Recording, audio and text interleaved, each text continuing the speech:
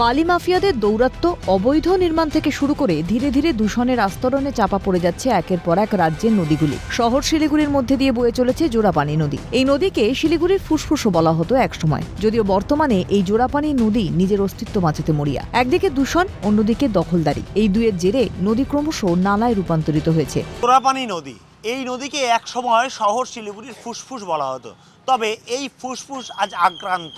দীর্ঘ সময় যাবৎ জোড়াপানি নদী সংস্কারে কোনো উদ্যোগ না নেওয়ার জেরে কমেছে নাব্যতা, আবর্জনা স্তূপ জমে বেড়েছে দূষণ। এই পরিস্থিতিতে আতঙ্কে নদীর দুই তীরের বাসিন্দারা। ভরা বর্ষায় প্লাবনের আশঙ্কা গ্রাস করছে তাদের। কবে মিলবে পরিত্রাণ, সেই উত্তরে খোঁজে তারা। যদিও দ্রুত নদী সংস্কার হবে বলে দাবি করেছে শিলিগুড়ি পুর নিগম।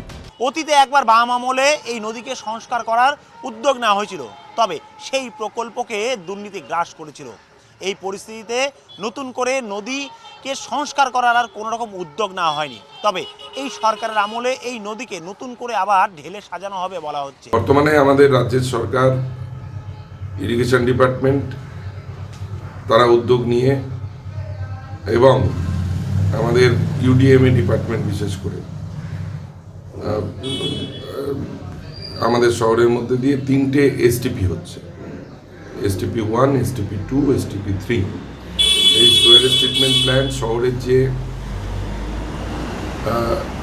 নোংরা জলটা বেরোবে সেটাকে ট্রিটমেন্ট করে তারপর সেটাকে আবার পরিশ্রুত জল যখন বেরোবে সেটা নদীতে চলে যাবে সরাসরি।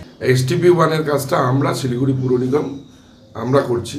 শিলিগুড়ির জোড়াপানি নদীর মতোই উত্তর চব্বিশ পরগনার দেগঙ্গার বেলিয়াঘাটায় বিদ্যাধরীর চরে একের পর এক অবৈধ নির্মাণে কমছে নদীর নাব্যতা। একইভাবে অবৈধ নির্মাণের জেরে অস্তিত্ব সংকটে শান্তিনিকেতনের ঐতিহ্যের কোপাই নদী। আবার অন্যদিকে ময়লা আবর্জনায় মুখ ঢেকেছে আলিপুরদুয়ারে কুলিক নদী। একের পর এক রাজ্যের নদীগুলি মৃতপ্রায় দশাতেও কেন মুখে কুলুপ প্রশাসনের, উঠছে প্রশ্ন। কবে হবে শিলিগুড়ির এই ফুসফুস অর্থাৎ জোড়াপানি নদী সংস্কারের কাজ, সেটা কিন্তু এখন লাখ টাকার প্রশ্ন। শিলিগুড়িতে ক্যামেরায় সৌমেন্দু মজুমদারের সঙ্গে তাই রিপোর্ট, ক্যালকাটা নিউজ।